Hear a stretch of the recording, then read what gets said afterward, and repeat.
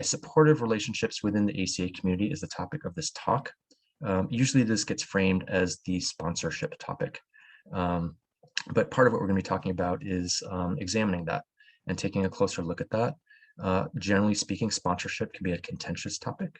It could be a confusing topic. It could be a topic that people have very strong feelings about. And there's people who I have a lot of respect for, people whose recovery experience, strength, and hope resonates with me in a lot of ways, and they have different perspectives for me on the topic of sponsorship, recovery relationships, fellow travelership. And so there's going to be a theme moving forward that I'm going to try to hold on to, and that is different things work for different people. And one of the things I really appreciate about ACA is that I think there's a bit of flexibility to allow people to find what works for them. There's not just one way to do recovery in ACA, and there's not just one way to connect with other people. So I generally use the terms recovery relationships. That's what I'll be using, but some of the terminology is stuff that we'll look at moving forward. The focus of this talk is relationships within the ACA community, recovery relationships.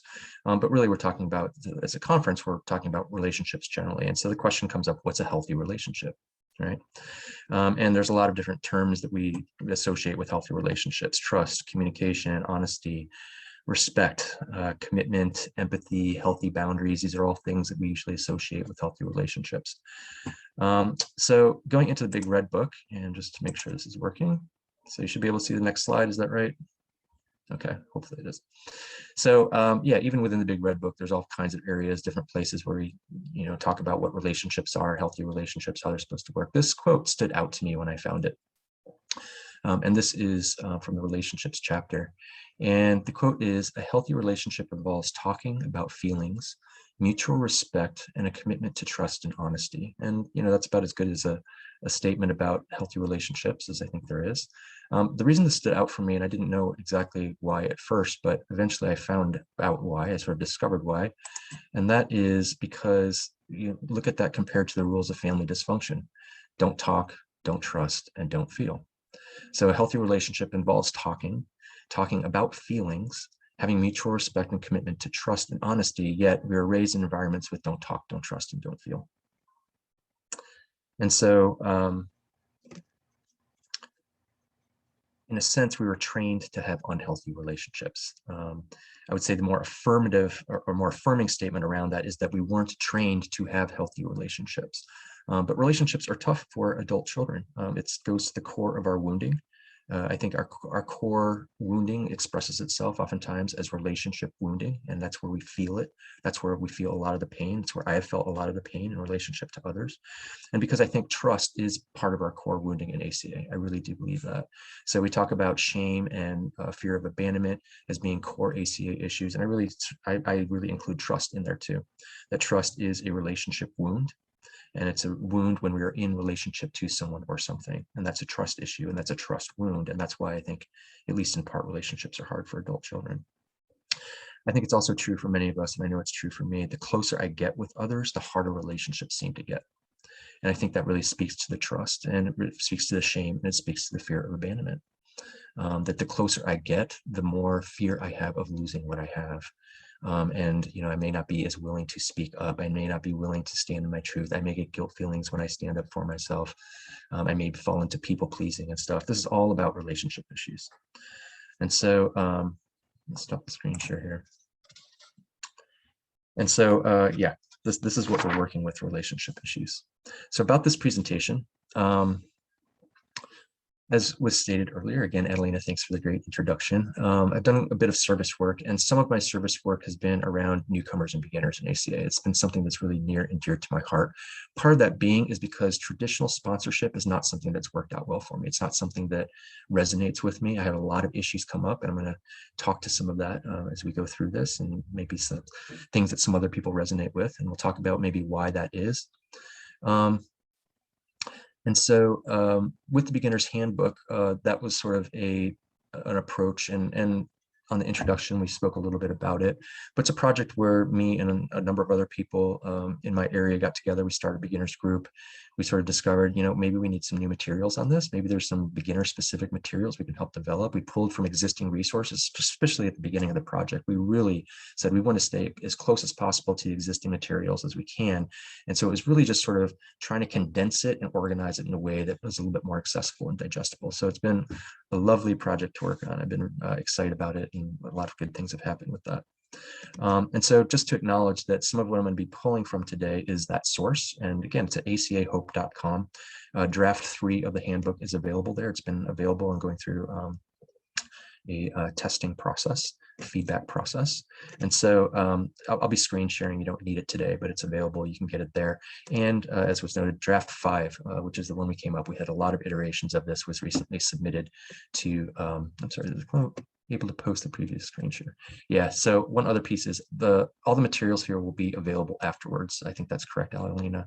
So there's a PDF format of the presentation and links and everything. So everything I talk about will be available after this.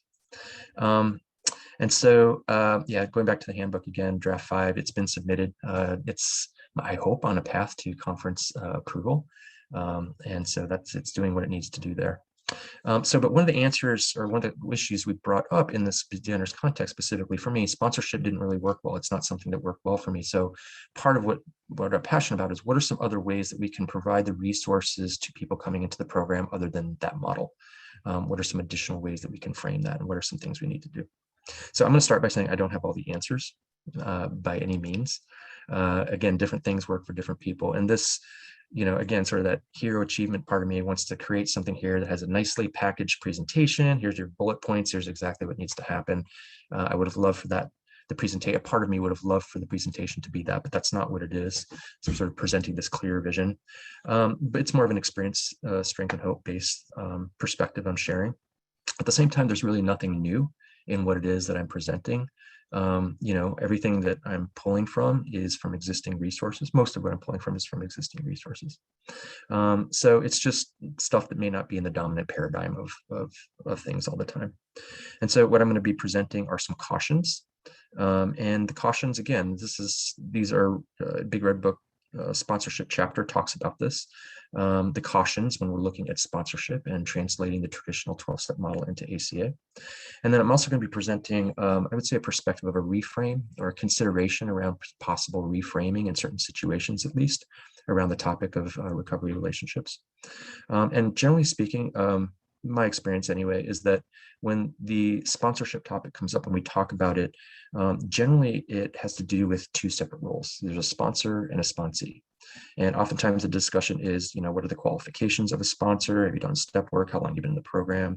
What a sponsor does, what a sponsee does, what a sponsor doesn't do, what a sponsee doesn't do, labeling types of sponsorship. There's temporary sponsorship, long distance sponsorship, is it traditional sponsorship, is it co-sponsorship? So these are the traditional conversations, and these conversations are important for sure. But it's not really the discussion that I'm interested in having today. I'm going to come at it from a different angle. And personally, what I'm going to be sort of this reframe, or maybe a different way to think about it or look at it, is to talk about recovery relationships, what probably most would call from the co-sponsor perspective. I might call it maybe a non-dual perspective, basically looking at it not from the perspective of there being two separate roles, but the possibility that maybe we look at just the one relationship, a relationship between two people, and talk about it from that perspective instead of breaking it up into these two roles.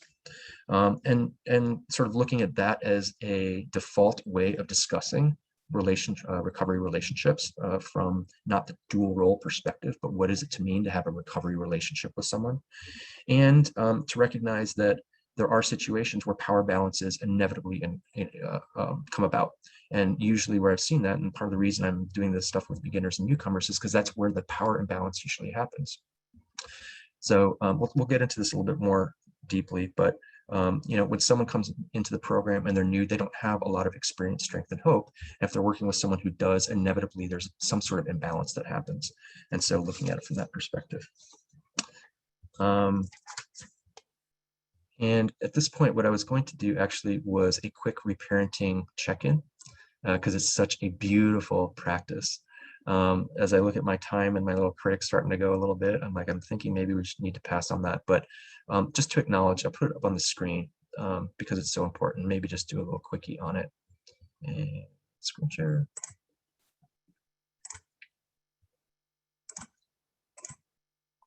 So it's just such a powerful tool. And, in part, it's just for me in this process. I'm always nervous when I do these things. I started off the presentation, now maybe reconnect and reground a little bit. So That's my introduction. Stuff may have come up for people already in what I said. People may feel excited about maybe talking about things in a way. People may feel some resistance, especially if coming from other programs, sort of thinking about recovery, relationship, sponsorship in other ways. So just at this moment, maybe we can just do a quick moment of silence to just sort of ground. I like to do a body scan, sort of focusing on the top of my head, going down my eyes, my shoulders. I tend to keep my shoulders up and my ears when I'm activated, and sort of to allow that to relax. And just create a moment here to reconnect with ourselves and take the time to do that. We're not in that big a rush.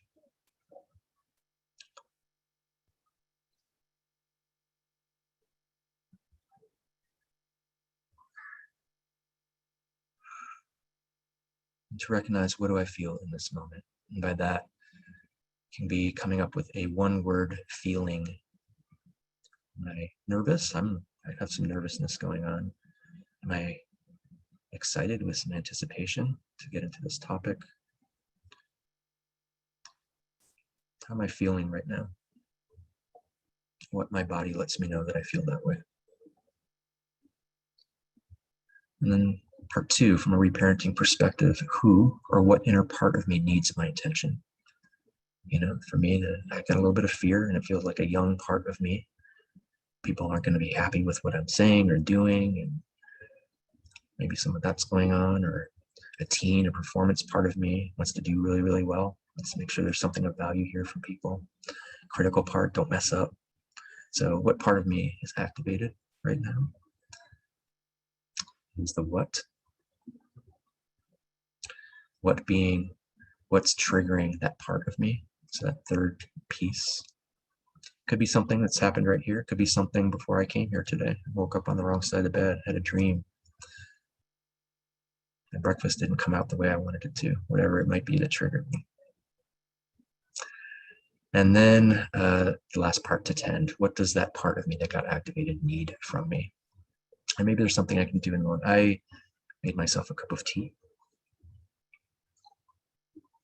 to settle myself down in anticipation. I might need that. But sometimes just putting a hand on my chest or heart, or sometimes for me rubbing my thighs a little bit, seems to help. Sometimes there's something I can do in the moment to tend to that part of myself. Sometimes I need to just acknowledge it and know that I need to return to that part of me later. Ask that part to maybe turn down the volume a little bit, step back a little bit, allow me to do what I need to do in the moment, and then I'll come back and tend to that part of me. So what do I need to do to tend to myself as we move forward? Okay, so invite everyone to come back here if you went inward and that was useful for you to come back, and here we are again together. So I'm going to continue forward with a little bit of an experience, strength, and hope perspective for me. So I just want to share a little bit about my history with the idea of sponsorship. And what I can say is, for me, I was introduced to it actually pretty early in life, because I came from a 12-step family. So when I was about 8 years old, my mom went into AA, my dad went to Al-Anon. I say I was dragged to Alateen because I didn't want to go at that time. I was about 10 years old, and I had a younger brother and sister. They were like 7, 8, and we were taken. We were probably too young, I would say.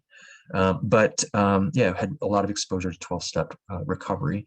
But my parents didn't immediately recover, right? There was still a lot of dysfunction, and so the language, the flavors, the terms, the culture of 12 steps became a part of my upbringing, and that sort of got fused in certain ways for me with dysfunction. And so I tend to have a lot of triggers around 12-step language, 12-step concepts. For me, that's part of my history.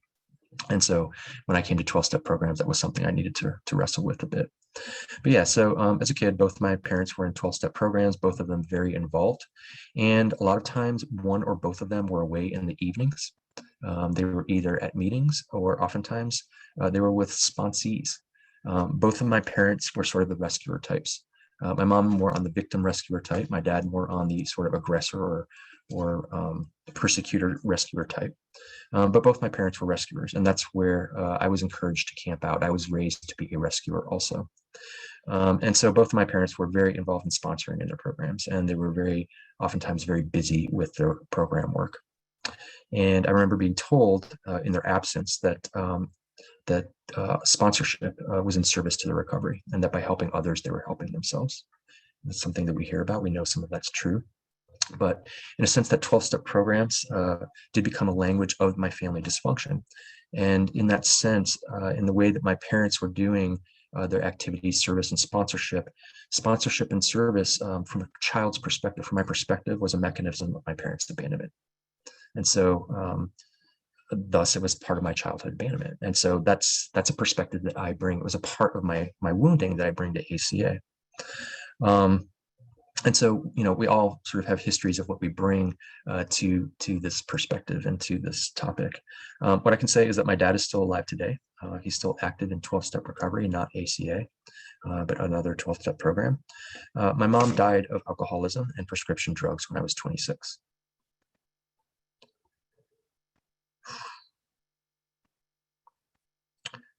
And she was involved in AA till the day she died. Never really sober, never really recovered. From my perspective, from my ACA perspective, in reality, she was an unhealed adult child, is really what happened. And she was very much a wounded person. And she was never really able to get to the core of doing her own healing work. And I think in part that was due to her focus on taking care of other people, her being a rescuer, her being so concerned with everyone else that she really couldn't just focus on herself. And look, this was a different era, a different time. ACA wasn't available in the ways that it is to me today. I think of my work that I do today in part being legacy work, healing generations, but that was the reality. And so, we look at laundry list traits 6 and 9. We have an overdeveloped sense of responsibility, and it's easier for us to be concerned with others than ourselves. We confuse love and pity and tend to love people we can pity and rescue. These are the descriptions, the characteristics of an adult child, and I see that in my mom. And so, I have some experience in other 12-step programs. And one of the phrases that I heard was get out of yourself and go help someone else. I don't know if anyone else has ever heard that. But from this perspective that I hold today, that was probably the opposite of what my mom really needed to hear. It was probably the opposite of what she needed to do. Again, she never found the trauma healing that she needed in being able to go inside to connect with her inner children and connect with her true self. So, get out of ourselves, go help someone else. To me, I reinterpret that, I re-understand that today as working with my false self. I don't want to be living from my false self. I don't want to be living in the laundry list traits. I don't want to be living in my addictions. I don't want to be living in codependency. I want to get out of that, right? But it's also turning inward to reconnect with myself. And to me, that's what the ACA solution is. And so there's a balance. Yes, of course, we want to make ourselves available to others, but we do that when we connect with ourselves. So I'm sharing some of this today to acknowledge I bring my own childhood history to the 12-step program, and this informs my perspective. And we all bring our wounding to recovery relationships, and we all have our perspectives on that. So let's see here. I want to say for myself, yes, ACA has been my primary program of recovery. With regards to addictions recovery, I've been sober with alcohol and illicit drugs for 6 years. I'm grateful for that. I've been sober with caffeine and nicotine for 5 years. I did a very slow taper, 4-year period to get off antidepressants and benzodiazepines, which I've been on for 25 years. That's part of my process. And over this 6+ years process, I've done all this work in ACA. It's not been done in other 12-step programs. And that's fairly unique. I know that. A lot of people do work in other 12-step programs and then come here, but that's not been my experience.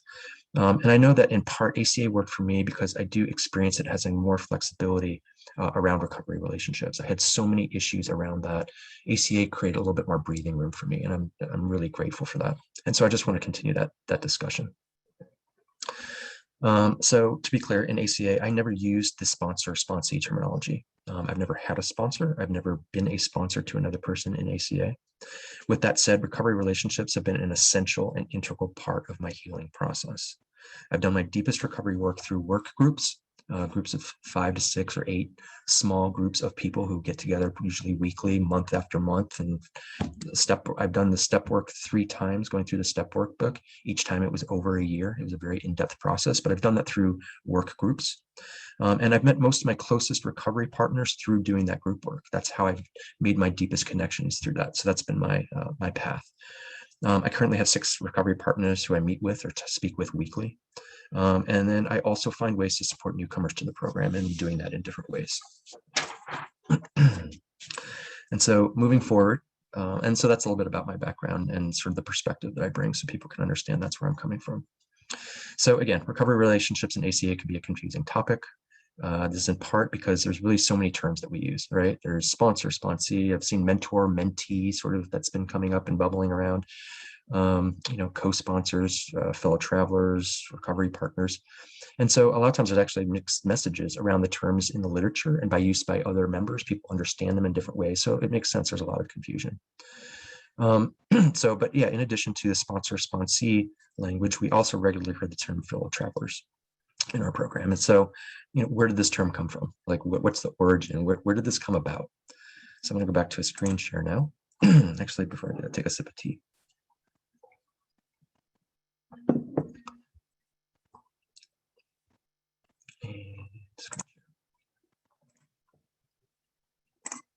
Here we go. Okay, so this is a direct quote from the Big Red Book sponsorship chapter, and this is where I first noticed fellow travelership being mentioned, and it talks about sort of the origin of that. So I'm going to read that. In 1989, the ACA Sponsorship Committee recommended the fellow traveler or co-sponsor approach based on fellowship input. The ACA model sponsorship is a modification of the method used in Alcoholics Anonymous. The sponsorship committee did not believe the AA method adequately address the tendencies of adult-child personality, the ACA personality, namely our over-reliance on others for direction and approval, and our tendency to try to manage someone else's life. And so here we see back in 1989, some folks sort of had idea, maybe there's some cautions here, maybe there's something we need to take a look at based on the ACA tendencies. And what they pointed out is our over-reliance on others for direction and approval. They point out our tendency to try to manage or maybe even control someone else's life. It's also here we say, just in the way it's worded, the fellow traveler or co-sponsor approach. There's almost, it sounds like those are the same thing in the way that it's worded here, just to point that out. And what they're doing is it sounds like they're recommending co-sponsorship, and they're calling that fellow travelership. You can also read in Big Red Book sponsor chapter, I'm going to do another one here, this idea of equal footing. And so this seems to be sort of another vantage point, talking about equal footing.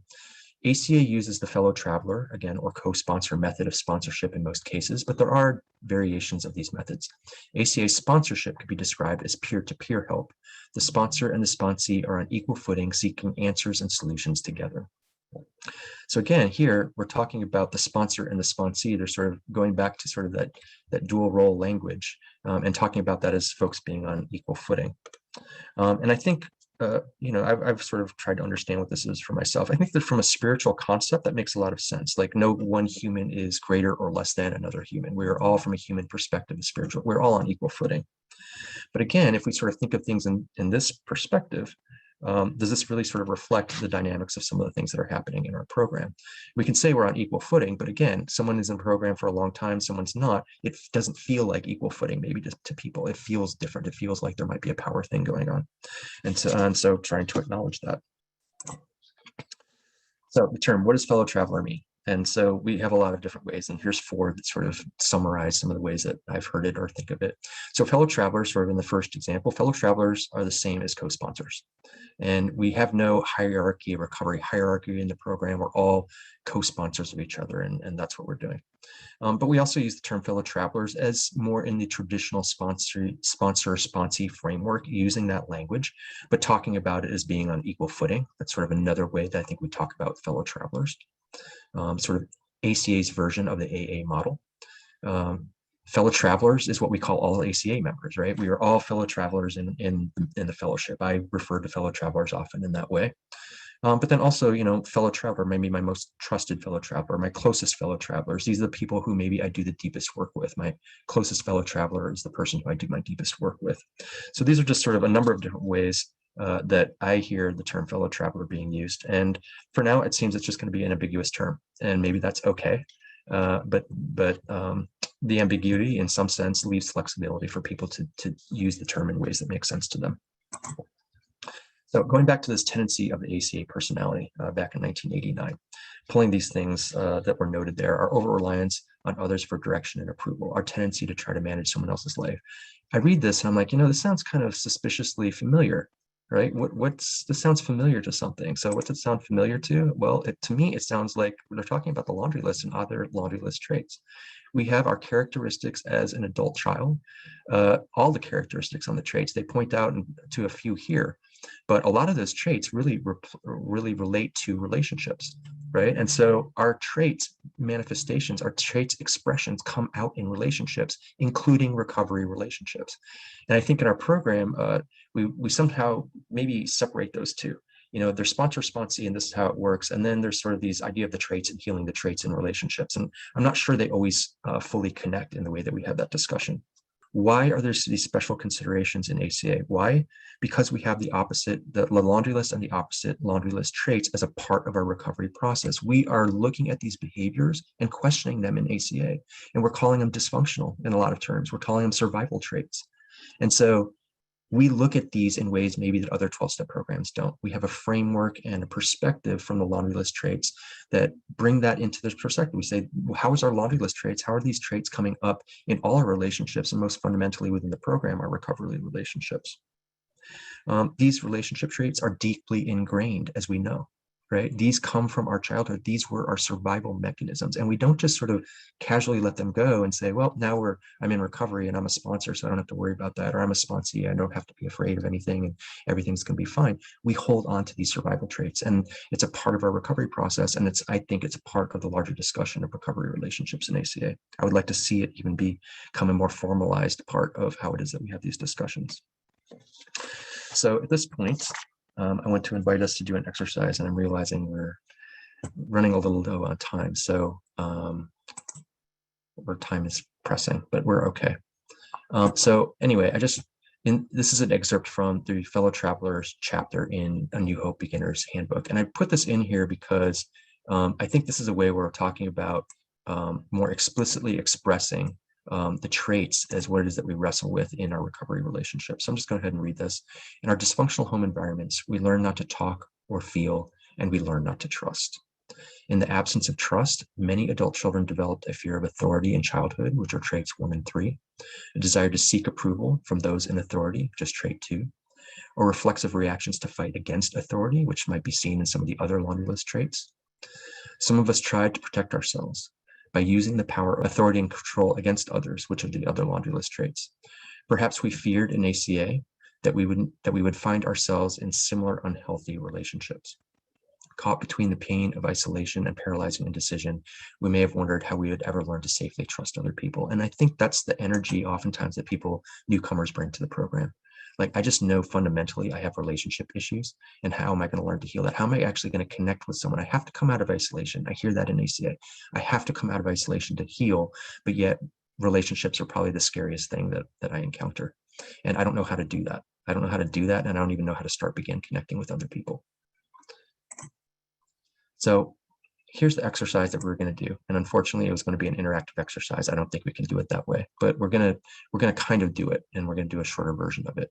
So here's the laundry list traits, and here's the other laundry list traits. What I'd like to do is to just take a few minutes quietly, that you can sit here and you know, I did my best to get these on the screen as big as I could, but there's a lot of information. So if you have a different copy of these lists in front of you that you can see a little bit easier if it's hard for you, but to really just sort of go through these lists and actively think, consciously think, what comes up for me in these lists when I think of recovery relationships, and specifically, which of these laundry list traits come up for me when I think about reaching out to another person for help. And that's the first question. And the second question is, which of these laundry lists and other laundry list traits come up for me when I think of offering help or being of service and help to other people? Right. So the two questions, and again, we'll just take a minute or two with it. First question, what traits and or fears come up for you when you're actively seeking or receiving support from someone else in ACA? And part 2, what traits and or fears come up for you when you're actively offering or providing support from someone else? So I'll go back to the traits here. Just take a minute. You can look at the traits and think about those two questions in the context of the laundry list traits.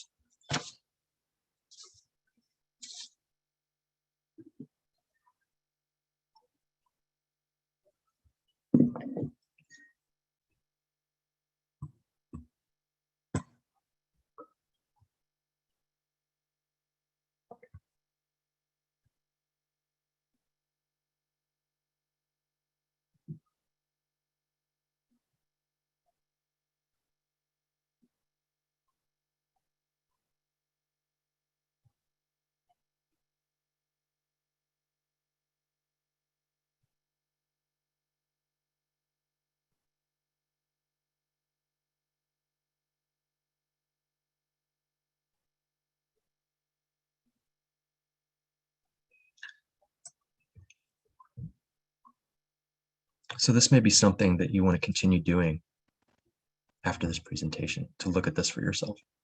I think as a fellowship, this is the core discussion that we would want to have in the context of recovery relationships. How do these traits naturally arise, and what does that look like in the context of recovery relationships? So I'll be looking at that a little bit more closely, but I do want to give a short opportunity for people to chime in, because I'd like to hear from people, and we'll do this one question at a time. So again, the first question: what traits or fears have come up for you when you're actively seeking or receiving support from someone else, or what we would call being a sponsee?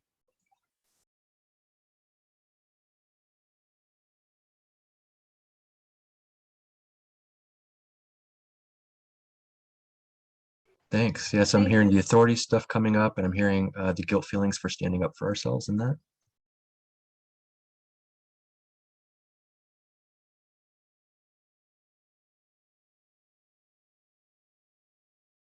Thank you. Thank you for that. Yeah, I'm hearing the deadening our feelings or stuffing emotions, wanting to dissociate.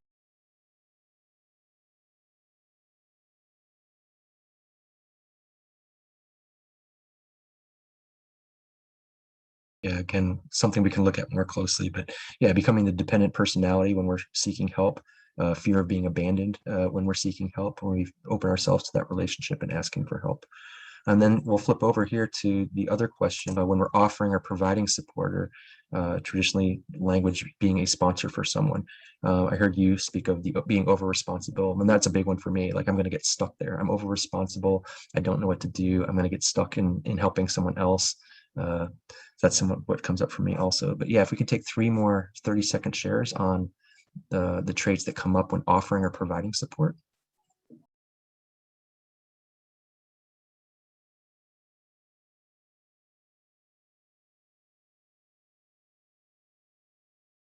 Yeah, I'm hearing the over responsible again. And yeah, it's what I found for myself, and as I've done this exercise with other people in that sort of sponsor role, or the offering, providing support, a lot of times those other laundry list things can come in, becoming the authority other people fear. So thanks for sharing on that.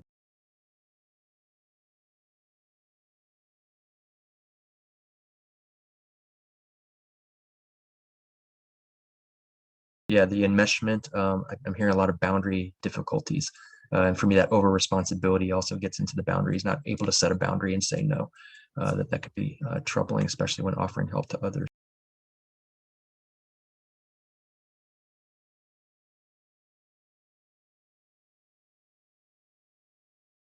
Yeah, my approval seeking goes to everything that I do, whether I'm offering support or seeking support. I want someone else to like me, and that's been a core issue that I've had to work with in relationships too. So again, I wish we had more time to go more in depth with this. Unfortunately, we don't. But I appreciate everyone that stepped up to be able to share some of your experience around this. Let's see where we're at here.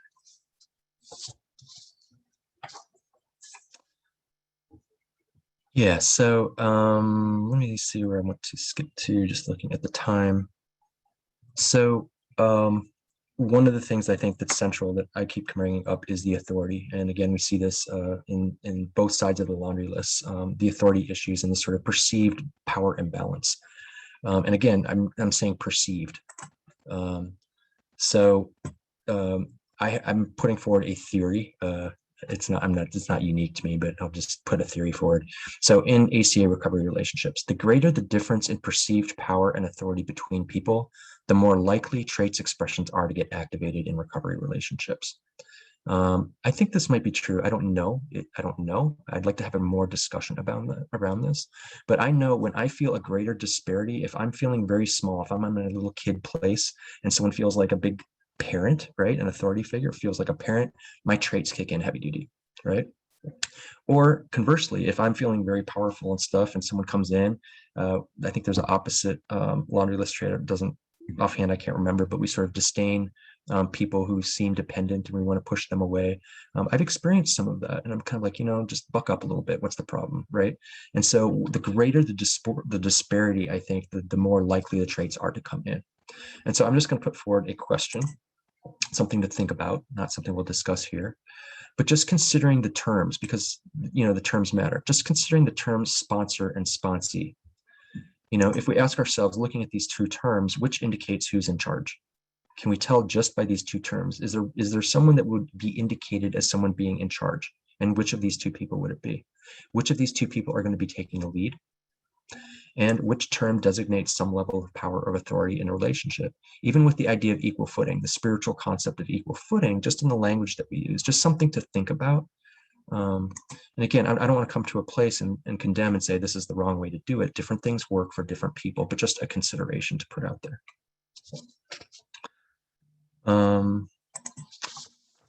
Forward, moving back to what I said in the opening. So oftentimes in our program, we talk about there being two roles in a recovery relationship, and we talk about them as distinct roles. And in reality, when someone is in a heavy-duty addiction, they often need someone else to take the lead, right? Their frontal lobe is not online, right? There is no potential for them to access an inner loving parent when someone is completely addicted in a chemical substance or a heavy-duty process addiction. They need someone to pull them out of the fire. And so I get in the history, in the culture of 12-step programs, an intervention is oftentimes required. And what we might call that is directive accountability, something like that. And 12-step sponsorship has roots from that perspective, and just to acknowledge that. But we don't have to talk about it from the two roles necessarily. I think ACA asks something different of us, and we'll talk about that a little bit moving forward. But we don't have to talk about it necessarily in two roles. I think it's, again, as a default, to talk about it as each of us are someone that has something to offer and also needs support at times. I am someone who both needs and can accept support, and someone who can offer and provide support in a recovery relationship. And I think that's true regardless of the power imbalance. It just might be sort of the level of what I had to offer in the context of recovery, experience, strength, and hope might not be balanced, but to really sort of think of it as every person has something that they have to offer of value to every other person. And by separating it out, I think it may make that more complex or harder to see. So, and again, acknowledging there are experience, strength, and hope power differences in our program, particularly when people first come in and pair up with people who have been around longer, and to acknowledge that, just to acknowledge that these power differences are there. And so, again, I work with a lot of beginners, a lot of newcomers coming to the program. And, a lot of what we hear, how do I find a sponsor? How do I get a sponsor? I know I need a sponsor. It says I need a sponsor. How do I find one? And there's this urgent quality to me, almost like a little kid looking for a parent, right? Like, I need someone who's going to guide me. I need someone who's going to, do this. I need to find a sponsor. I'm not going to recover without a sponsor, right? To acknowledge that people are in sort of a desperate childlike state. They don't have the recovery. They don't know how to become their own loving parent. And so, yes, ideally, we have people in the program who have done a lot of recovery, who can sort of help guide that process. But the power imbalance also does open up possibilities for problems, predatory behavior. And I'm grateful that within our program, we've looked at that more closely, 13th stepping in sort of very overt ways, but just ways, just exertion and assertions of, in particular, opposite laundry list traits, controlling other people's lives, and you need to do this, you don't need to do this, and that can come out. And so predatory type behaviors can happen too. And I think they're more prone when there's greater disparity in experience, strength, and hope. And so, yeah, looking as a program, what can we do to provide more options to people coming in? What can we do to support newcomers coming in? And that's why, I put a lot of energy into the beginners meetings and beginners handbook to create a framework of ushering people into the program, something that they can draw from, some structure around that. And again, what I did was a lot of intensive group work. And, that's not something that's new to ACA. Big Red Book talks about indirect sponsorship and talks about group work in the context of indirect sponsorship. So, building trustworthy connections in ACA. So what does it look like when we just sort of start to talk about and account for ourselves as someone who both is seeking support and someone who can offer support? And so what I'm going to put forward in several examples, it's going to be some reading on the screen. I'll just sort of read through these. There's not going to be a whole lot of discussion around it, but it's just providing some examples in language and how it is that we can talk about this without sort of always going to this sort of dual idea. Here's what this person who's offering support does. Here's what the person seeking support, and here's the rules and here's how it works. So here we just talk about when I'm looking to connect with another fellow traveler, I'm looking for someone who can be supportive, in my ACA recovery and reparenting work. Someone who can be responsible for their own reparenting and recovery and their own boundaries. I want to find someone who can be honest with themselves and others, someone who can be accountable by following through on commitments, someone who can be respectful by refraining from harsh judgment and personal criticism, someone who is in touch with their inner critic and working with that. And if needed, I'm going to put this forward, if someone does need directive accountability, that they can use outside sources and they can go to other 12-step programs. And it's not saying that some of that isn't going to happen in ACA, but again, sort of from the addictions and compulsions recovery approach, it's really much more a part of that culture, I think. And so if someone really needs directive accountability, it may be that they find that outside of ACA, either a therapist or another 12-step program. So I'm going to put that forward. But again, the flip side is all of these things I'm looking for in other people. This is exactly what I'm maybe trying to work on in myself. This is how I be a trustworthy person for someone else in a recovery relationship. And what's interesting to me is the affirmations in the sponsor Big Red Book chapter. There's affirmations at the end, and of course they break them out. Here's the sponsee affirmations, here's the sponsor affirmations. But in parentheses of both, it says these may apply also to, for the sponsee, these may apply also to a sponsor. And then the sponsor said this may apply to us. Really, the basis of healthy relationships, is not something we necessarily have to break up into here's what you do when you're helping, here's what you do and you don't. We just talk about who is it that I'm looking for? What are the qualities that I'm looking for? What's the healing that I'm looking for in other people when I'm going to be vulnerable and go out and seek help? And how is it that I can responsibly be available to other people? What is it other people are looking for? And to sort of talk about that in the context of one relationship. So again, going to the beginner's handbook, here's a way of discussing it more from that perspective. So this is in the Fellow Travelers chapter. And I'll take a breath. As we bring our inner child into our lives, trusting another person with our most vulnerable selves can feel new and scary. When we connect with fellow travelers, it may be the first emotionally honest relationship we have ever had. So we learn to trust others gradually, and we allow others to do the same. We share our experience, strength, and hope with one another, seeking answers and solutions together. We help each other understand program principles, language, and concepts. We encourage each other with reparenting work, step work, and use of other program tools and techniques and resources. Our most trusted fellow travelers support us in learning to feel our feelings deeply, to discover our authentic wants and needs, and to speak our truth and set boundaries. In our fellowship, we hold space for each other as we break the old rules of family dysfunction: don't talk, don't trust, and don't feel. At this point, I want to talk about codependency for a minute. There's a lot of ways codependency can be defined. In our literature, oftentimes codependency is used synonymously with para-alcoholism.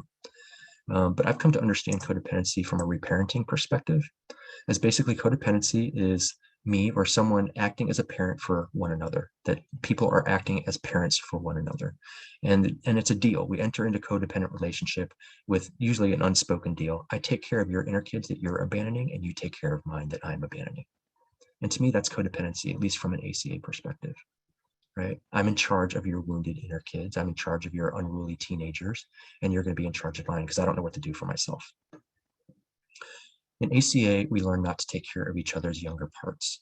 Instead, we help each other re-anchor into our own inner loving parent when we struggle to access that part of ourselves.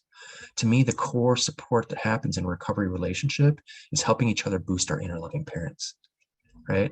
When I feel shaky and my inner kids, my inner teens are agitated and I can't access my inner loving parent, that's when I need other people in my life to help me re-anchor into that, right? And so, there's a modality that I like to follow that talks about being our own primary caregiver, just very much like our own loving parent, but that we have secondary caregivers in our lives too, the people we care about and who care about us, right? We have people in relationship, right?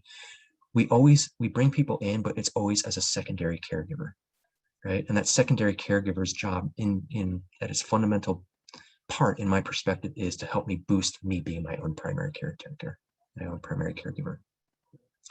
So from a codependency perspective, I think becoming our own loving parent is the solution. And for me, this is how I've come to understand it. I'm my own primary caretaker. Those who I have recovery relationships with and other relationships in my life are always going to be a secondary caregiver.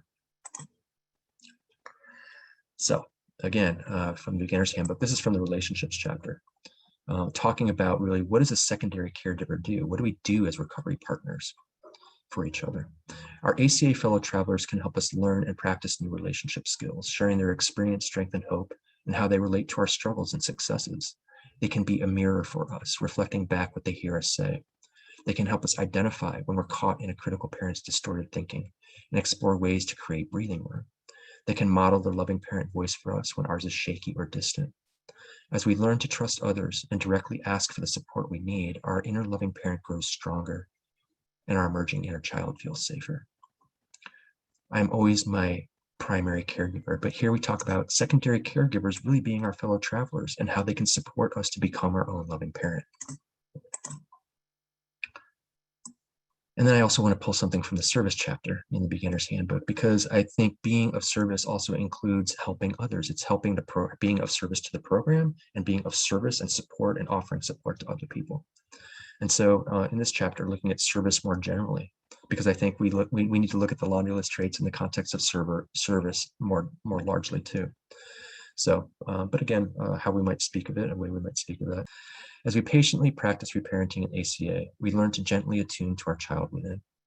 By learning to connect deeply with our true self, we become increasingly available to support others too. We more easily put down our phones, make eye contact longer, and fidget and daydream less. We practice the art of holding space and being witness for our fellow travelers. We watch for our laundry list traits behaviors to arise through our false self expressions. We become better able to discern if our helping and giving is in alignment with the ACA solution. We ask, does my approach to being of service or being available to another person supporting them, does my approach to being of service right now support me and my fellow travelers in becoming our own loving parents? And I think that's the most fundamental question we ask in the context of recovery relationships. Am I doing this in service to my own recovery of being my own loving parent? And am I doing something that is supporting someone else to become their own loving parent too?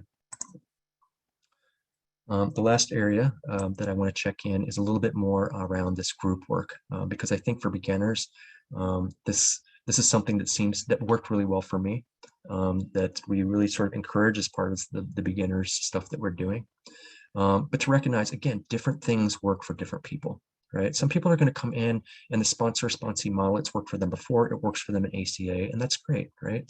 But, looking that there's different ways to create recovery relationships. The goal ideally is to have a recovery support network, I think, for most of us, to have a recovery support network, close fellow travelers that are supporting us as our secondary caregivers in our recovery. But we can look at this on a one-on-one perspective. So one-on-one, we have fellow travelers, and we can do deeper work from that perspective, one-on-one work. And we can use whatever labels feel comfortable. We can use a sponsor-sponsee label. We can use a co-sponsor label. We can use recovery, or just simply, this is my fellow traveler. But one-on-one connection is an important part of the recovery process. Through registered ACA WSO meetings, we now can do searches on specific types of meetings, such as 12-step studies, traits workbook, or loving parent guidebook. So we can do sort of the focus of deeper work at our standard meetings now. These are drop-in meetings. They're fairly casual. There's no huge commitments. And for some people, that's going to be a great starting place. And I'm so grateful that we're able to offer that. And quite honestly, online, it makes a lot more opportunities for people to have more flexibility.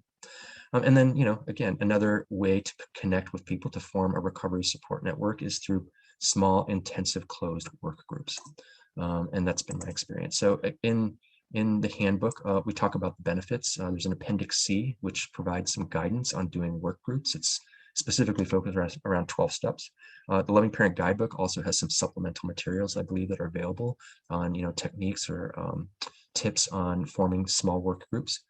So that's becoming more available. I'd like to see that something that's focused more on in the program. What do we do? How can we foster, how can we encourage small groups forming, and how can we help support them being healthy?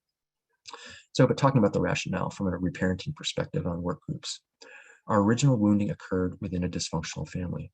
So it makes sense that we might find healing in small work group with members of our ACA family. Communal attunement and consistent connection from a group of trusted others can be transformative in our recovery process. 12-step work groups can provide what the Big Red Book calls indirect sponsorship. And gradually, we might come to rely on the group conscience for support and guidance. Additionally, members of our work group can form the foundation of a recovery support network each a vital source of individual experience, strength, and hope. So again, just sort of talking about the value of doing group work and creating a culture where that's something that's encouraged, perhaps even more than it already is. I'm not going to go into detail here, but again, in Appendix C in the handbook, again, sort of talking about some of the areas of importance when forming groups. So like, how long is it going to last? What's the group size? Do we, and specifically doing step work, the other laundry list is not directly included in the yellow workbook. So do we want to work that in? Tony A's, that's always a big question. Do we try to work in some Tony A stuff into our step work? And then really importantly, there's a safety guidelines example provided in that. And that's a cornerstone of creating a safe environment for people to come to week after week, is to have safety guidelines that people agree to. And then it also gets into the authority stuff. Do we need a veteran step worker in a step group?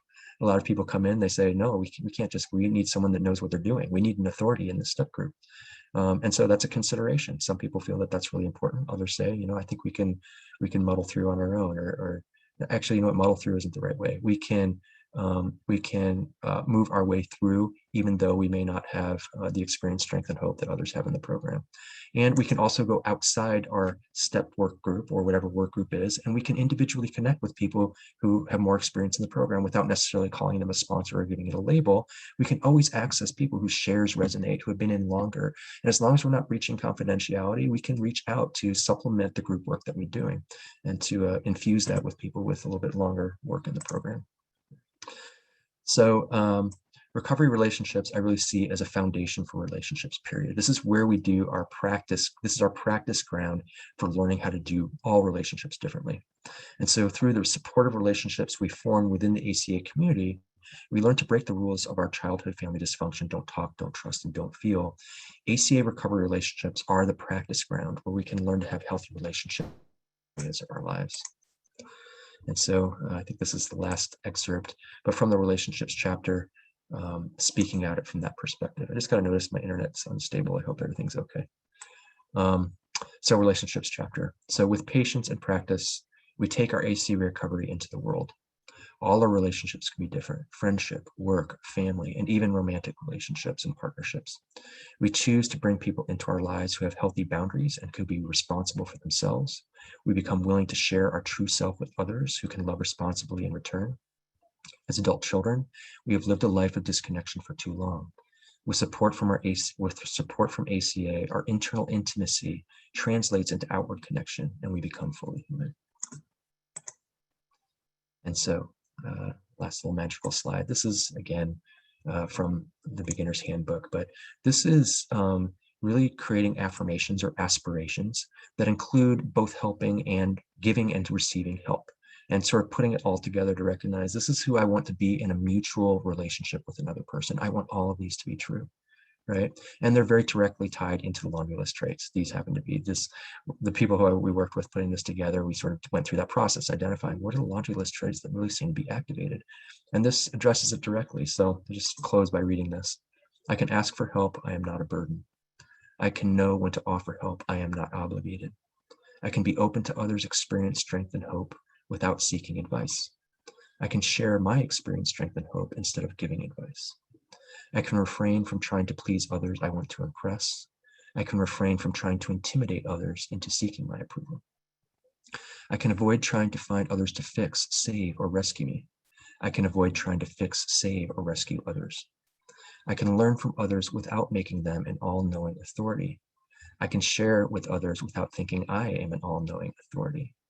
I can be free from the burdens of inferiority and grandiosity.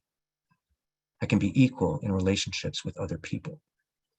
I can say yes when I want or need to, and I can say no when I want or need to. I can maintain healthy boundaries, and I can be capable of selecting healthy people with whom to work my program. And that's what I have today. So thank you all for your attention. Adelina, I'll temporarily turn it back over to you. I don't know if we take a little break or go right into questions and responses, but I'm going to stop the screen share. Wow, Luis. I'm so glad I asked you to do this topic, because this is such an emotionally loaded topic for ACA. And there are so many questions about you know, why other fellowships have so much ease into doing sponsorships and we don't? And you touched on this and starting to explore what is at the foundation of the ACA reluctance to engage into this kind of helping relationships. This is unbelievable. And I think we need to have a retreat that just focuses on this, starting exploring, starting processing, starting reconnecting using health relationships. So Luis, from the bottom of my heart, wow, that's exactly and beyond what I was hoping for this workshop.